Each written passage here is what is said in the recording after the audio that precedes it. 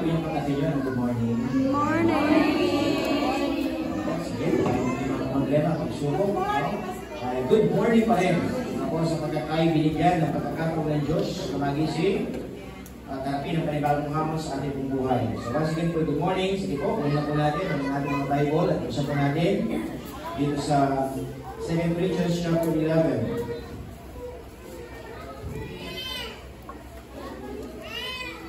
Yan, Brother JC, 2 Corinthians chapter 11. Basahin po natin from verse number 11, verse number to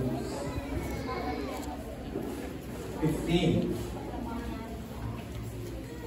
2 Corinthians chapter 11, basahin po natin from verse 11 down to verse number 15. Amen. Sige po, basahin po natin ito. Sari-sari na sa verse number 15 po ay sabay-sabay po tayo. Masabi po ng banal na kasulatan in verse number 11, wherefore, because I love you not, God, no.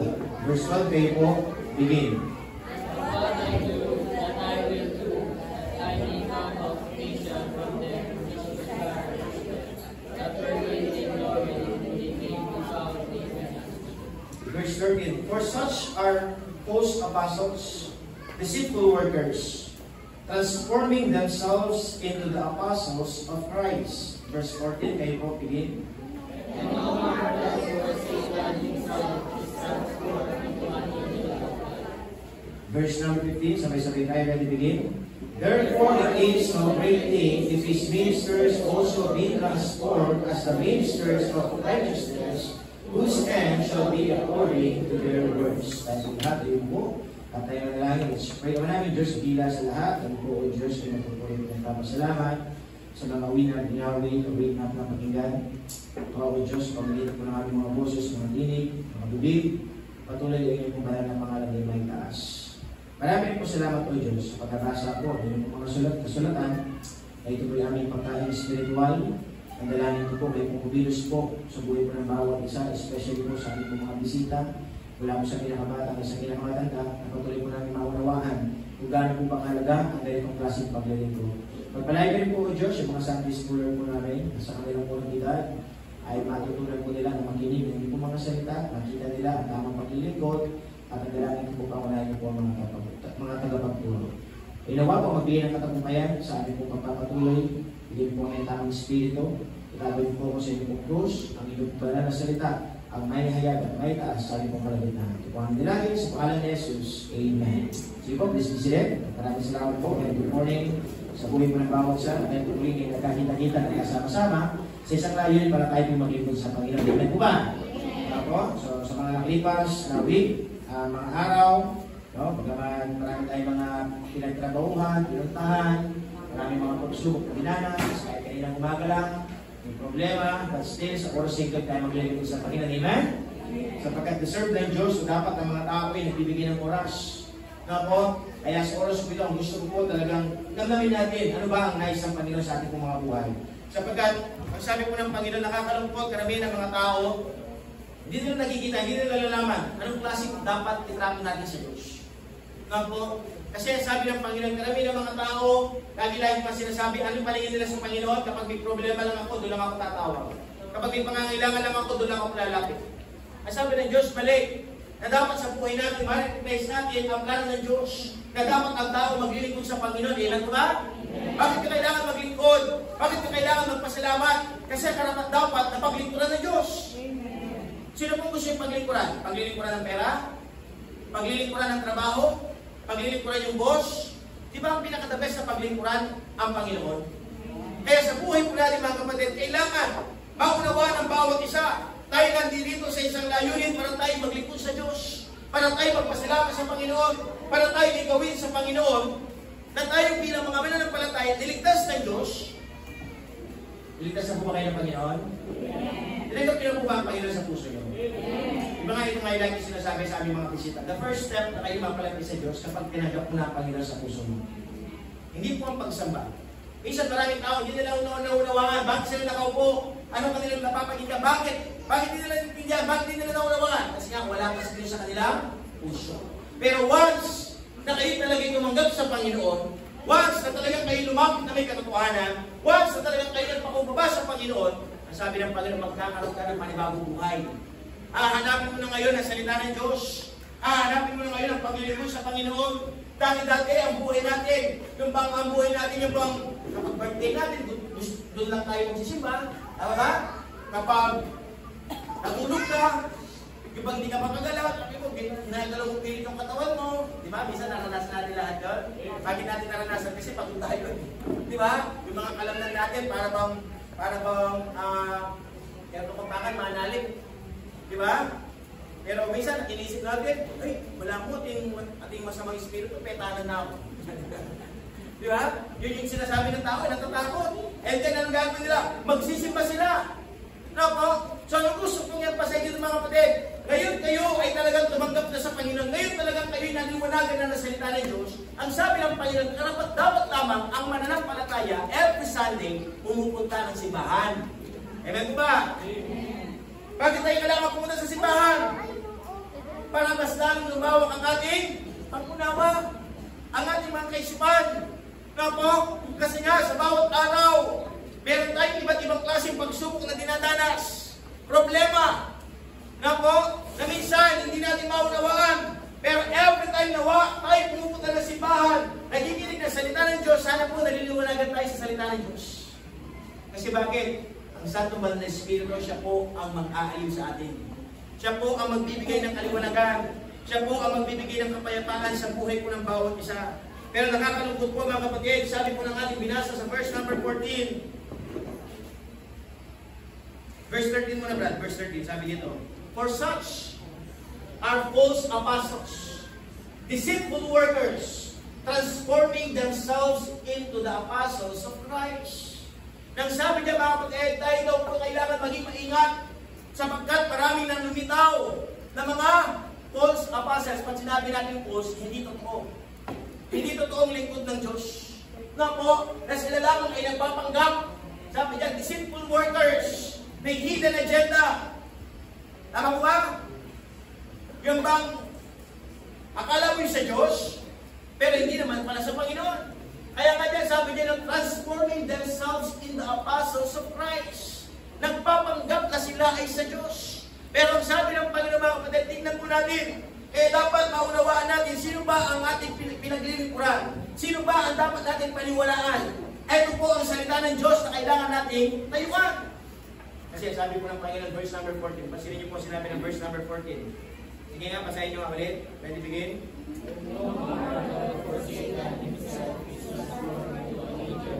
Sabi niya, huwag na kayo magduda. Kasi bakit? Mismong si Satanas ay nagpapanggap na anghel ng liwanag. Na po, kaya sabi ng Diyos, dapat huwag tayo magpadaya kay Satanas. Na po, kung hindi dapat tingnan natin ano ba ang tama, ano ba ang totoo na sinasabi ng salita na Diyos. Alam niyo po ba tayo may kaaway? Ang kaaway po natin, hindi ang katabi mo. Tama?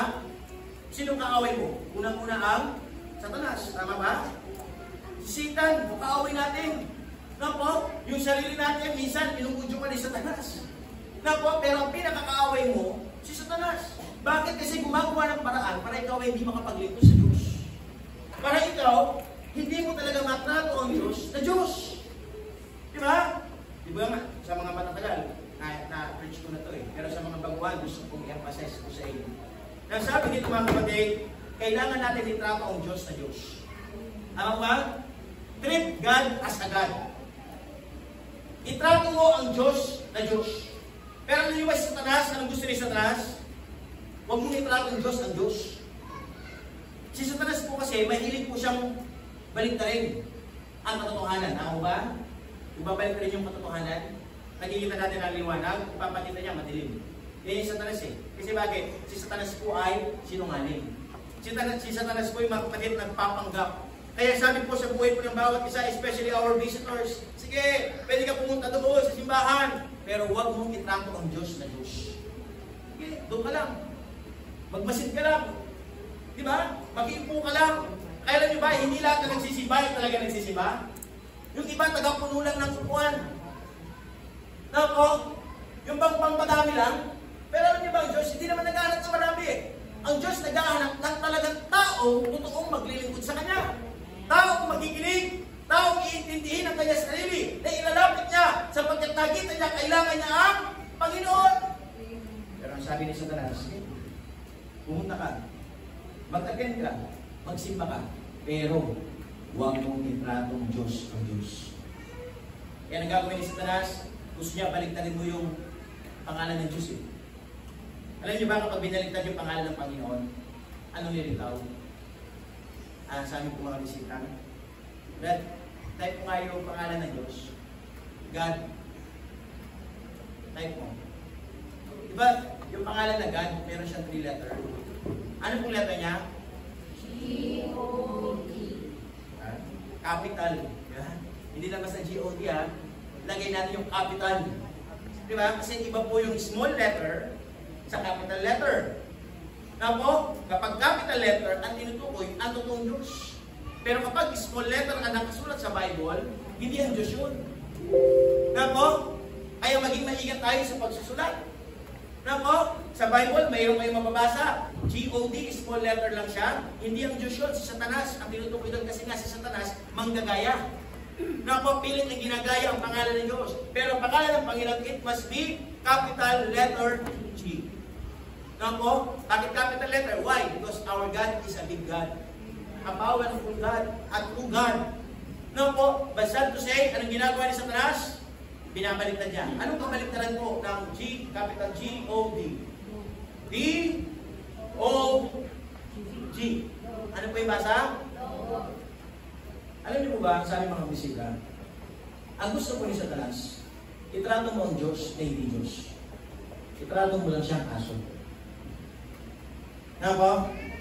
Itrato mo lang siyang aso. Ano ba ang treatment sa aso? Ano po? Kaya sabi nito mga kapatid, don't you know, ang sabi po ng ating pinag-aralan, dog is an expression of insult.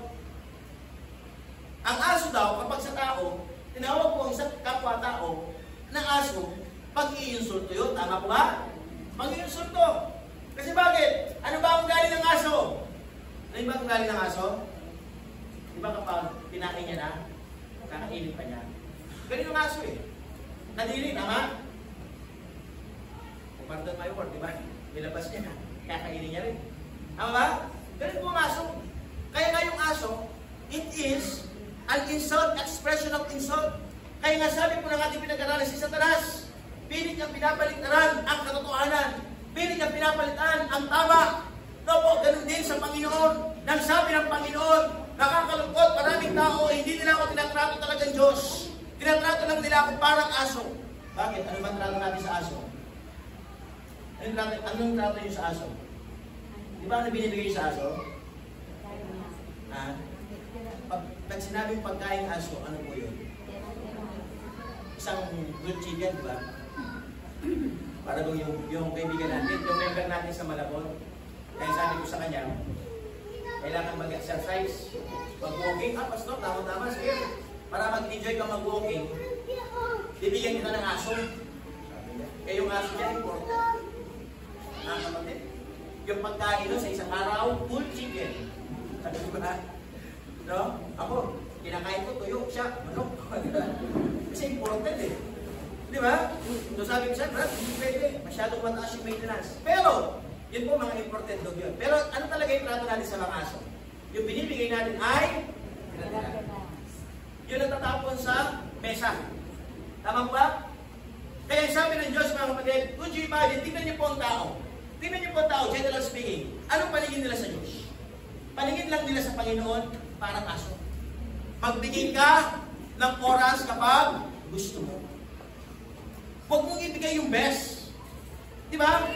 Magbigay ka lang ng tira-tira. No po, hindi ibibigay sa aso ang best dahil tira-tira lang ang saka nila. No po, kaya sabi ko na nga din pinag-aralan mga kapatid, sa buhay natin, nakakalungkot, minsan napapagigan natin ang nais si Satanas, na huwag talaga natin itrato ang Diyos o talaga totoong Diyos, kung hindi itrato mo lang siyang parang aso. Kaya ang gagawin mo, anong ginagawa sa aso, di ba minsan tinatadyakan? Tama? Tira-tira lang ang pinapakain. Kaya maraming mga aso, hindi busog. Tama? Minsan, yung ibeda po, ito, madagulang butol. O kaya, malaking butol, mga dumi yun. Di ba? Mali, hindi tama yung gano'n. Nga po, sa aso mga kapatid, natin na maayos. Nga po, yung pastor nga namin, no? Yung bang atrato sa aso, pinag-grocery pa talaga eh. Di ba? Pero kung you imagine mga kapatid, generally speaking, nice po, ipaunawa ng Diyos oras po ito. Kung tinutukoy mo ang Diyos talaga yung Diyos ang buhay mo, mahalaga siya sa buhay mo, kailangan mo talaga siyang paglingkuran. Bigyan mo siya ng oras. Amen? Huwag ibibigay yung tinatirang oras. Ano ba? Kasi maraming tao, sabi nila, sige, magsisimba ako. Hindi na ko muna yung oras ko kung meron ako. Libreng oras. Ako, hindi na ko muna kung pwede ako. Kung imagine na sabi mo, ang Diyos mo ay talagang Diyos. Mahal mo ang Diyos, pero nakakalungkot. Yun nga, mag-iisip ka pa. Kaya naman, tingnan ko muna yung schedule ko. Ay, may kasabay yung pagsimba. Nakasale sa SM. Di ba? 99% off. Piso na lang. Magsisimba pa kayo? Hindi na. Magkikipila na lang doon. Tama ba? Lalangay yung kasi. Di ba? Talagang nakakabang na. Di ba kung imagine? Umaga pa lang, madaling araw lang, nakakabang na ng pila. Pero alam niyo ba, pagdating sa Panginoon, pansinin niyo po, pagdating sa Panginoon, may nakapila ba? May nakapila ba pagdating sa Diyos? Karamihan ka ng mga simbahan, hindi puno. Ano ba? Minsan, may nagsisimba pa, napilitan. Sige na nga. Kung ang Diyos na, mga kapatid, kaisip mo siya, bababae, babatumak ka. Pipilitan ka pa. Ginising ang akin eh. Di ba? Wala kang masalog mo. Pinapakain nga kita, sabi ng Diyos. Tao ba? Nakikas niyo po ba? And yet, maraming tao, ang trato nila sa Diyos, hindi po. Kapag pwede ako, doon na lang. Para bang ito yung sinasabi ko eh. Di ba, kapag nagsimba ba kayo, meron ba akong utang sa inyo? Mga boys. Kapag ba naglilingkod kayo dito, meron ba akong utang sa inyo? Kasi bakit? Kasi minsan may mga tao, yung bang nagsimba, Pastor, nagsimba ako may utang ka na sa akin. Sa susunod na linggo, Pastor, pangalawa na to. Naglilista ako. At tanong mga kapatid, bakit ba talaga tayo nandito? Bakit tayo nandito? Nandito ba kayo dahil kay Pastor? Nandito ba kayo dahil meron tayong mga previous na tinatawag? Nandito ba talaga tayo para maglingkod sa Diyos? Amen ko ba? Amen. Kung tama ang iyong paglilingkod, mga kapatid, maglingkod ka na may katotohanan. At tingnan natin ang Diyos, kailangan natin. Dahil kailangan natin ang Diyos, lalapit ako sa Diyos. Amen? Pupunta ako sa simbahan, maglilingkod ako sa Panginoon, isatrato ko ang Panginoon talagang Panginoon. Hindi ko ibibigay yung tira-tira. Ipapakita ko, mahalaga ang Diyos sa buhay ko. It's about priority. Sino priority mo? Alam niyo ba yung word ng priority? Sino kailangan mong iuna? Di ba sabi doon sa Matthew chapter 6 verse 33, but seek ye first the kingdom of God and His righteousness, and all these things shall be added unto you. Kailangan mo daw unahin ng Diyos. Kailangan mo daw unahin ng Panginoon. I-prove mo muna sa Diyos ang iyong sarili. Alam ba yung word na prove? Patunayan. Kasi ang Diyos, naghahanap siya ng patunay. Nandito kaya talaga to para sa akin. Inuuna kaya talaga ako nito sa buhay ko. Sa buhay niya. Kaya ngayon mga kapatid sa buhay natin, kailangan natin patunayan natin sarili sa Diyos. Hindi mo kailangan patunayan yung sarili sa kapwa mo tao. Kailangan mo patunayan yung sarili sa Panginoon. Sapagkat lahat ng ating ginagawa ay para sa Panginoon. Sabi mga kaibigan dito sa lugar na doon. Welcome na welcome kayo dito. Yes, minsan may kahirapan ng buhay. Maraming mga pagsubok. But I tell you, maglingkod lang kayo sa Panginoon. Totohanan nyo ang Diyos sa inyong mga buhay. Gawin nyo, importante ang Diyos sa inyong buhay. Makikita po ninyo iaangat ng Diyos sa inyong pamumuhay. Tayo lahat, aayusin ng Diyos. Di ba napakaganda inaayos tayo ng Panginoon? Pastor, bakit tayo kailangan ayusin? Kasi sa totoo lang, sira-sira tayo. Kaya nga minsan nasasabi mo sa katabi mo o sa kasama mo sa bahay. Diba? Sira kaya ata. Diba? Bakit kasi sira yung ginagawa natin eh. Kaya sabi ng Diyos, the Lord deserves our best. Make God as a part of your life. Gawin nyo ang Panginoon na parte ng inyong buhay. Di ba nga, like sinasabi sa inyo, gawin natin ang parte ng Diyos. Kapag tinanggap mo ang Panginoon sa iyong puso, gagawin mo siyang mahalaga. Gagawin mo siyang kaparte ng iyong buhay. Anong ibig sabihin ng pastor? Yung bang dapat hindi ka kampante. Yung hindi ka masaya kapag hindi ka nakakapagsimba. Amen? Kasi masarap maglingkod sa Diyos. Masarap bumawin. Masarap sabihin natin na tayo pumupunta sa simbahan. Nagkikita ang bawat isa. Na po, bakit? Kasi nga tayo ay naglilingkod sa Panginoon. Na po, kaya gawin natin parte ng buhay natin ng simbahan. Alam niyo ba, the moment humito kayo sa iyong paglilingkod, sabi ni Satanas, pwede naman mag-absent paminsan-minsan. Sabi ni Satanas, sige, mag-absent ka muna. Huwag ka muna, magdahilan ka muna. Sabihin mo kay pastor, next time na lang. Hindi ka nagsimpan. Sa other Sunday, sabi ni Satanas ay, ujuin ka. Diba? Ang sarap hindi magsimba. Kung ako sa'yo, sabihin mo, next time na naman. Diba? Magdahilan ka. Gawin ko yun. Punta ka doon. Mag-ipag-maritas ka na lang. Diba? Para ba yung nakita ko yung mga maritas ko, meron ng schedule. Yung Saturday and Sunday, unlimited time. Hindi mo imagine nakita. Unlimited time daw. Saturday and Sunday. No? Maraming tao mas pinipili yung gano'n. Pero, kung talagang ang Diyos ay Diyos mo, pupunta ka sa bahay-sambahan. Amen po ba? Kaya sana po mga kapatid, lalo na po sa aming mga bisita, itrato niyo po talaga ang Diyos ay Diyos. Magsisimba ako, magigilig ako, lalapit ako sa Diyos. Bakit? Kasi kailangan ko siya. Parte siya ng buhay ko.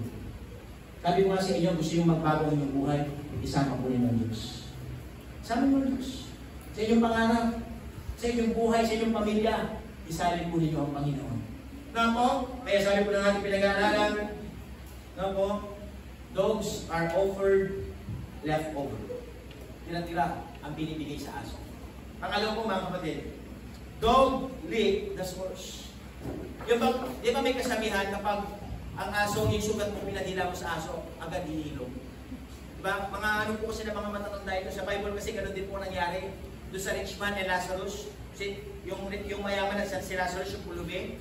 Yung pulubi po kasi nandun sa pintuan sa gate ng mayaman eh. Kumakain. Kaya habang kumakain siya, marami siyang sugat. Nga po, sabi doon sa verse, yung mga aso, dinidilaan ng kanyang sugat. Nga po, ito po nakakalungkot eh. Ano paningin natin sa Diyos? Na minsan sa buhay natin, yung bang hinahayaan natin masira ang buhay natin. Tapos kapag sira na, ilalapit mo sa Panginoon. Lord, pagalingin niyo po ako. Bumalik na. Mamaya-maya na naman, aalis na naman. Nga po, ano gagawin sa kanyang buhay? Sisirain na naman.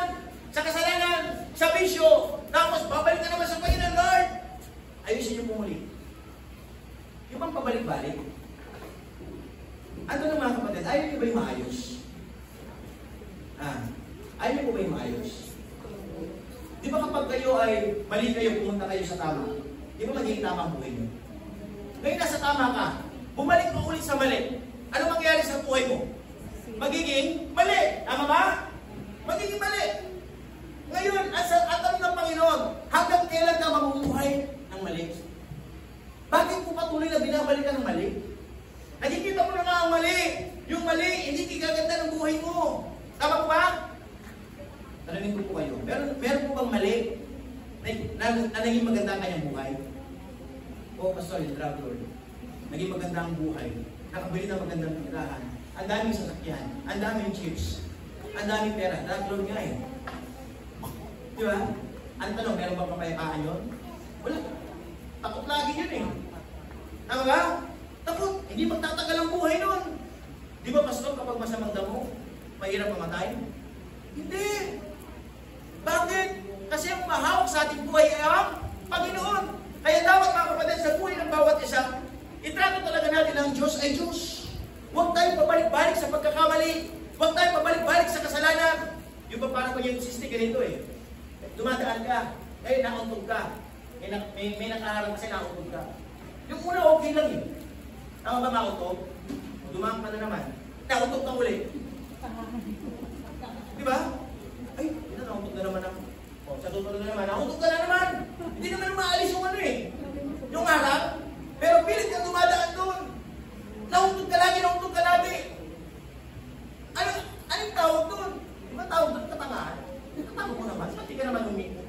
ka umiwas. Tama ba? Pwede kang umiwas. Pwede ba tayong umiwas? Di ba sa buhay natin, sa bisyo, pwede natin iwasan? Sa kasalanan, pwede tayong umiwas. Sa maling gawain, pwede tayong umiwas. Huwag natin idahilan, Pastor, may pasubo na ako po kasi. Pastor, nandun na ako sa alanganin. Alam niyo po ba, sa lahat ng pagkakataon, may entrance, may exit. Alam niyo po ba, ang isang building, ang isang tahanan, hindi pwedeng isa lang yung pintuan eh. Dapat lagi dalawa. May entrance, may exit.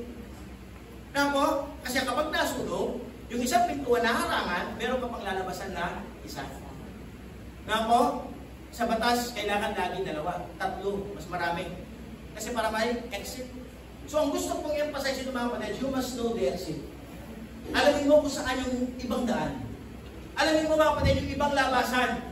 No po, huwag natin sabihin, Pastor, na-corner na ako. Na-corner ako ng kaibigan ko, kaya yun, tumagay na ako. Nayaya ako ni kumare, kaya yun. Nakipag-lamoy na ako. Diba? Alam niya ganyan? Diba? Mga boys, di ba? Mo? Di ba? Alam niyo ba mga kapatid, pumunta ako sa kulungan. Kung saan, sa presinto, hindi ako nakulong ha. Nag-Bible study ako. No? Nagpapiling ako doon. Yung iba doon mga kapatid, anak musla nakulong. Anak musla. Ganyan pala no? Doon ko lang nalaman, pag pala sinabing gambling, bawal lahat, sugal. Pero sa atin pala makasugal eh. Sabi ko nga, Pira, sa amin nasa kanto lang yan eh. Ay, dito po, inuuli talaga yan. Sa Manila, yung mga nagpaparaha, inuuli. Pero dito mga kapatid, magdamagan. Di ba? Di ba magdamagan? Damagan sila eh. Yung parang pag yung mata nila babak na. Di ba? Alam mo ba? Yung bang, kapag pinipinta yung ano, yung, diba? Yung iba nga, diba talagang binabaluktot ko eh. Diba? Yung binabaluktot, ginagaya, no? Wala mo magkaliway eh. Diba? Yung parang magbabago siya, hindi naman eh. Tama? Pero alam niyo ba mga kapatid, sabi nga sa ating pinag-aaralan, wala pong yumayaman ng gano'n. Huwag mong isubal ang iyong buhay. Huwag mong isubal ang kapakanan ng iyong pamilya. Minsan sabi lang isa, ay, pag ipagsapalaran kayo pa yun, bakit natakalya? Nakakalya ba o mawala yan? Could you imagine, meron kong kilala, ulam nila, pang-ulam daw nila, itinaya! Sabi na, Lord, sana Lord, sana tumutuwa na. Tinayaya ka niyan. Yayanin ka rin ng pamangon. Could you imagine? Talagang katsunay mga kanya, kakarote. Tinod. Diba? Wait na, tinod na kamistik ka at kayang asawa na tinod. Ako ka rin yung panyaling mo lang. Kaya pa make sure mo. Tindahilan na rin kaya eh. Kaya pa make sure mo. Pero yung totoo, hindi kang bayan mo. Sinay-tay niya. May ipagsapa na rin niya. Pero, mga kapatid, tinuulit ko po tayo po pero sa mananampalataya, huwag natin isugal ang ating buhay. Wala ba? Sabi nga ng kasabihan, kung gusto mo daw ng pamahamasin, salita eh. Lumisa kang palit-pilit tilasin, taya na kang tayang. Di ba? Ay, taya mo nila, sinabi ng pastor lang din eh. Di ba? 11:24. Kita yung katandaan ko lang din eh. Binlas na rin yung ita, 11:24.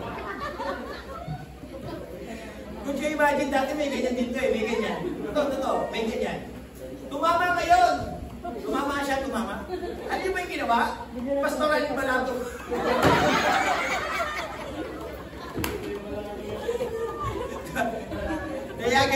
Kaya po itang sinabi yung numero ng team. Inot siya. Could you imagine? Sa tingin po ninyo, pagpapala ba ng Diyos yun ang pagpapala ni Satanas? Alam nyo ba? Hindi naman Diyos na pwede magpala. Si Satanas din.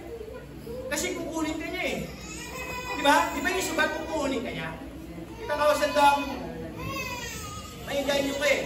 At ikaw sa interview nyo ka paano eh, mag-yam ka eh. Di ba? Wala naka-interest. Kaya sabi ng Diyos, mga kapatid, sa buhay ng bawat isa, kailangan huwag tayong manatili sa buhay na gano'n. Ngayon, ikaw ay mananampalataya na, matutunan tayong magbago para sa Diyos. Hindi na para sa akin yan. Kailangan ako magbago. Kailangan tingnan ang nararapat sa aking buhay. Ikagaganda ng aking pamilya. Gusto nyo ba na inyong mga anak gagayahin kayo? Di ba? Alam nyo yung mga magulang, yung mga anak natin, idol ka. Huwag kayong mga lagi ang karan yan. Mag-practice ko pa. O, di ba? Minsan, sanggala pa eh, di ba? Ating sangga-sangga yata yung mga kanyan eh, 4. Di ba sangga-sanggala? Father and daughter? Peace, sanggala. Pwede imagine? Gusto niyo ba yung gano'n? Yung anak nyo lalaki na gano'n? Opo, nagagayahin ka. Kayong mga magulang, mga tatay, nanay, gusto niyo ba yung mga anak? O anak, sindi mo na sa aplikan nila. Dali ka, sindi mo. Kaya nakanap pa yung anak mo, tutulong mo na sindi. Sindi mo na tabingin sindahan. Hindi tama! Tinuturuan mo na siya maging ano, sunog baga. Kaya bata pa lang, sunog baga na. Namumulot, pinumulot. Namulot siya. Pelalo din kawayan. Kumanan, sisipan. Kasi akakit eh. Diba? Kaya sabi ng Diyos, mga kapatid, kailangan, kung talagang binago ka ng Diyos, magbago ka. Kasi ang totoong anak ng Diyos, ayaw sa kasalanan. Mag-iiba ng buhay. Napo, kasi nga, sabi ng Panginoon, there's a great change since I was saved. 2 Corinthians chapter 5 and verse number 17, sabi po na salita ng Diyos doon, therefore, if any man be in Christ, ang sino man ay na kay Kristo na. Sabi doon, siya ay bagong nilalang na. Yung dati niyang buhay, lumipas na. Ang sabi doon, nga po, sige nga, basahin nyo nga, binibigay.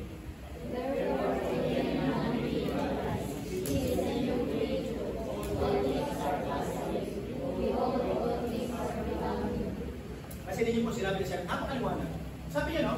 Therefore, if any man be in Christ, he is a new creature.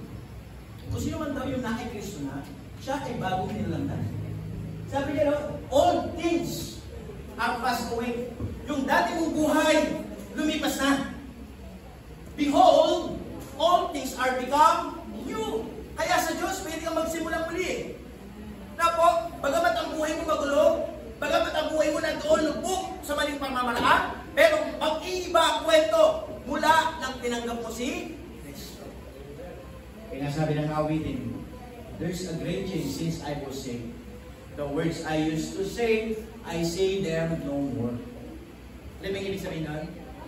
Yung salitang lagi kong sinasabi, hindi ko na ngayon sila sinasabi. Di ba may mga salitang hindi tama? Tama ba? May mga salita na pangit pakinggan. Tama ba? Ngayon, bilang mga mananampalataya, dapat po na natin sabihin, bawasan na po natin yung pagmumura. Amen? Bawasan na po natin yung pangit pakinggan. Yung parang salitang nangusok, pinagsasaksak yung tao. Salita lang ha, pero nasasaksak yung tao. Kasi bakit? Masakit eh. Dapat bawasan natin. Kaya sabi ng awit, there's a great change since I was saved. Na po, the clothes I used to wear, I wear them no more. Yung damit daw na dati kong sinusuot, na hindi tama, so yun, hindi mo na sinusuot. Bakit? Kasi nga, binago na ako ng Panginoon. Mga babae po kayo, kailangan po kayo magbihis ng maayos. Hindi po kayo kagaya ng suman. Hindi po ba ang suman na ginagawa sa suman? Binabalatan. Tama ba? Dapat manamit tayo ng maayos. Bakit? Kasi katawan ko ng Diyos eh. Pinahiram sa atin. Kapag mga men, ganun din. Huwag kayong maging bordado. Di ba? O takit na kayong pusa. Dumi! Ano, di ba? Huwag kang manamit na maayos. Kaya sa church, sinuturuan, manamit na maayos. Dati ba, ganyan ba yung pananamit ng mga iba? Hindi naman eh. Pero nagbago. Nag-ayos. Bakit? Kasi nga naunawaan ng Panginoon sa ating po buhay. Nako, ano ba mga kapatid? The place I used to go, I go there no more. Yung lugar na dati kong pinupuntahan, ngayon hindi ko na sila pinupuntahan. Dati pumunta ka sa casino, huwag kang pumunta sa casino. Dati pumunta ka sa inuman, huwag ka nang pumunta sa inuman. Dati pumunta ka sa diskohan, huwag ka na pumunta sa diskohan. Kasi bakit? Hindi tamang lugar yun. Tama ba? Kailangan tayo mag-ayos para sa Panginoon. Kung ang tingin mo talaga ay Diyos sa Panginoon, kailangan gawin mo ang mga bagay na ito. Sundin mo ang nais ng Panginoon sa iyong buhay. Sapagkat nga sabi ng Diyos, gusto kong ayusin ang buhay mo. Gusto kong ayusin. Gusto kong baguhin. Yan lang ang sabi ng Diyos. Susunod ka ba? Di ba meron tayong kailangan buhay? Tama ba? Nasa sa inyo kung susunod kayo. Nasa inyo kung iiwasin mo. Nasa inyo kung ipipilit nyo. Tama ba? Pero sabi ng Diyos, kung gusto mo sumaya ang buhay mo, sundin mo ang Diyos. Kung gusto mo makita ang iyong pamumuhay, umangat. Magbago. No po, magkaroon ng pananampalataya, magkaroon ng tunay na kagalakan. Sundin mo ang nais ng Diyos sa iyong buhay. Kaya sabi ng Diyos, sana po huwag paulit-ulit. Kapag paulit-ulit ang pagkakamali, hindi tama. Hindi maganda tingnan. Nakakainis. Kaya ibang tao, yun ang trato nila sa Diyos. Kapag maayos na sila, aalis mo na sila. Kapag hindi naman maayos, babalik na naman sila. Pag maayos na sila, aalis na naman sila. Kapag nasira ng kanilang buhay, saka sila babalik. Ako, ibang kapag ang tao nasa kulungan na, magbabago na ako, pero pag nasa laya na naman, nakisalayaw na naman. Ako, kaya sabi ng Diyos, dapat kung tayo mabuhay na gano'n. Magbago tayo ng buhay. Amen po ba? Sana po. Nga po, makanya yung pastor, kaya ako peturanan nyo. Hindi po nakapagod. Kasi biglang nanahimik. No? Parang meron nagagalit, may nagagalit ba? Pag sinabi ko ba yung katotohanan, magagalit ba kayo sa akin? Kasi nakasunod sa Bible yun eh. Sabi na salita ng Diyos, am I therefore tell you the truth? Am I your enemy now? Sasabihin ko ang katotohanan, magiging kaaway na ba kita? Di ba sabi ng salita ng Diyos, ang totoo, ito ang magpapalaya sa iyo. Kaya dapat pakinggan natin ang salitang katotohanan. Kaya sabi ko ng ating pangatlo, mga kapatid, and this is the last. Huwag natin itrato ang Diyos na lagi na siya nilalabas sa buhay natin. Di ba ang aso, saan po siya? Sa labas lang, di ba? Tama? Ang trato sa aso, generally speaking, nilalabas na niya. Ayaw pinapasok sa tahanan. Para kami ibang mga tao. Nasa labas lang ang Diyos. Lord, diyan ka lang ha. Pag kailangan kita, babalikan lang kita. Di ba? Labas. Panginoon, labas ka sa pamilya ko. Ako masusunod dito. Panginoon, labas ka sa anak ko. Ako masusunod dito. Panginoon, labas ka sa gusto ko. Could you imagine? Lagi na lang nasa labas ng Diyos. Kayo, tanong. Saan yung gusto ang Panginoon? Nasa labas o nasa loob doon? Ako talaga nasa loob na. Mahalaga nga siya eh. Diba? Kaya nga sabi ng Diyos, mga kapatid, no po, ito nakakalungkot.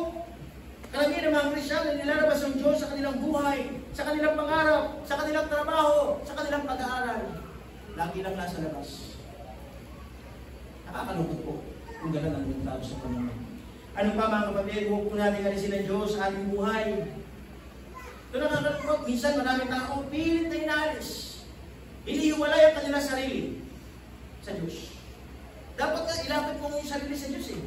Tama mo ba? Sabi pa kanina yung gusto ilapitan yung sarili? Sa pera? Sa trabaho? Kay kapitan? Kay mayor? Pag nasa mayor ako, di ba? Ay, sa women. Di ba? Lapit na lapit. Di ba? Hindi ko sinasabi masamahin ha. Yung sinasabi ko lang, yung pang todo bigay. Pagdating sa Diyos, sa kanila. Ay, service pa ngayon? Magpapalitan na muna ako. Di ba? Di tama. Huwag natin alisin ng Diyos sa buhay natin. Ikaw po, ano ba mga kapatid? We must put God first in our life. The day you decide to leave God in your life is the end of your life. Alam niyo ba kapag kayo nakapag-desisyon, naalis na kayo sa Diyos. Na hindi na kayo maglilingkod. Yun po ang pinakamalungkot na buhay. Kasi bakit? Inalisin ng Diyos. Ang buhay mo babalik sa malungkot. Ang buhay mo ibabalik doon sa puno ng problems, distress. Kaya sabi ng Panginoon, the moment na ikaw ay nag-desisyon na umalis sa Diyos, matatalo ka. Kasi sabi ng Diyos, kung ikaw ay lagi nasa panig ng Diyos, ikaw ay nasa winning side. Ang tanong, gusto niyo ba maging talunan? Sino hindi na gusto maging talunan? Sino gusto manalo? Hindi sa wedding ha? manalo sa buhay. Amen? Paano ka mananalo? Kailangan mo ilapit ang iyong sarili sa Panginoon. Kasi nga siya ang ating tagumpay. Amen? Ang Diyos siya ang ating tagumpay. Ano man po ang inyong dinadanas, pagsubok, karamdaman ng mga problema, mga sunalit, mga pangangailangan, lagi ko lang po masasabi sa inyo, sapagkat ito rin po ang aking nalalaman sa salita ng Diyos, ilapit natin ang ating sarili sa Panginoon. Sapagkat sa Diyos, may pag-asa. Minsan na tao hopeless. Parang yung isang hari kanina, kahapon, pupuntahan namin. Malungkot. May pinagdadaanan. Ang daming iniisip. Pero na nakapakinig, nakaunawa. Oo nga pala sa Diyos may pag-asa. Oo nga pala sa Diyos ay panibagong buhay. Kaya sabi ng Panginoon, mamuhay ka ng puno ng pag-asa sa Panginoon. Ang challenge po dito mga kapatid sa buhay po natin, talaga talaga natin ang Diyos sa Diyos. Kung tinatawag mo sa Diyos, sana every Sunday nandito ka. Sana every time na mananalangin nandito ka. Hindi lang nung anniversary. Nung anniversary, ang dami. Nag-involve, nagpagkitang gilas sa Diyos. Amen? And I believe hindi kayo nagpagkitang gilas kay Pastor sa Diyos. Amen? Amen. Napo, hindi lang nung outing, nandun ka. Amen? Dapat kahit walang outing, andito tayo. Amen? Ay nga sinasabi sa inyo, consolation prize lang yun. Diba? Pumunta ng Baguio, may first batch, may second batch. Diba? Baka may third batch pa yan. Kasi si tatay dito, hindi pa nakasama eh. Patay? Akala kasi ni tatay, hapon daw tayo alis eh. No? Nag-chat sa akin yung anak niya. Pastor, anong oras po is? Ay sis, nandito na kami sa tapos yung iba sa kukot, hindi rin nakasama. Kaya kung gusto nyo, sabi ko nga kay nanay, di ba? Saluhan natin natin doon. Kaya hindi pa kayo nakapunta. Kasi daw, pangarap nilang makapunta ng Baguio. Diba? Si Anthony, natupad na ang kanyang pangarap. Anthony, kaya nandun siya, talagang tuwa siya. Baguio na talaga, Baguio na. Diba? Andun yung aso. Picture ako sa aso. Layan pala yun, layan pala. No? Could you imagine, sa ibang pangarap, kaya po lagi ko lang pinupuntahan yun eh. Diba? Pag nandun ako, di na nag-ano eh. Pero pinapashare ko pa rin kayo. Kasi bakit? Kasiyahan nyo yun eh. Amen? Kaya sabi ko nga sa inyo, kapag gusto nyo ulit pumuntahan, no problem. Just bring cash. Kasi mag-gastos talaga dun eh. Diba? Kaya pag gusto nyo ulit pumuntahan, meron naman tayong sasakyan. Diba? Okay lang, kahit mapagod si Pastor. Diba? Basta sumaya lang kayo. Can you imagine talaga ako? Diba? Pero alam niyo po ba, kapag kayo hindi naglilingkod sa Diyos. Ito po sa mga kasama ko dito, kung kaya yung mga nalain na nakakasama, napapad pa dyan sa iba't ibang lugar. Si RJ, oh. Diba? Marunong na ngayon mag-drive. Gusto nyo ba? Si RJ mag-drive papunta Baguio?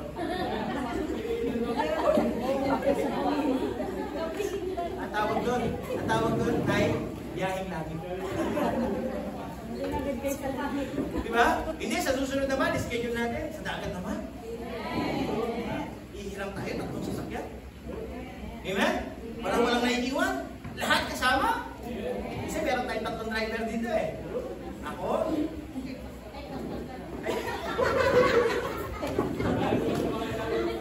Wala sasakay na sa inulan. Magtiwala kayo dyan. Pag ako nakasakay dyan, natutulog na eh. Oo. Siya nag-drive, papuntang Malabon. Magtiwala na yan. Natutulog nga ako ngayon. Uy! Pinatapran! Yung medyo kakabay dyan. Pero hindi. So, hindi kasi mga kapatid, ito po gusto ko dito. Emphasize sa inyo. Maglitod lang po tayo sa Diyos. Marami pa tayo manananasan masaya para sa Diyos. Amen? Di ba napakasaya tayo lahat sama-sama? Sabi ko nga, sa buhay po natin, mula sa church dito, walang mahirap.